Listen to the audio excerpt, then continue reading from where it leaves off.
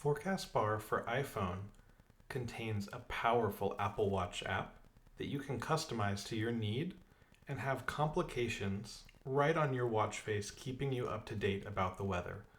Let's take a look at how to customize these. We'll start by pressing the menu button and then going to Settings. From there, we'll select Watch. This will show us the various types of watch faces we can configure, as well as two general options around the speed of updates, as well as whether we want to use the feels like temperature. If we want to configure any of these, we can change between the various faces until we select the one that we use. Let's take a look at the modular one, and let's tap on one of these to see the various choices. We can switch between all four of these just by tapping on the one that we'd like. For the modular faces, there's full customizable options for what shows up on these three lines.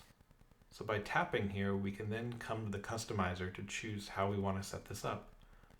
I can tap on each line to figure out what I'd like to show up.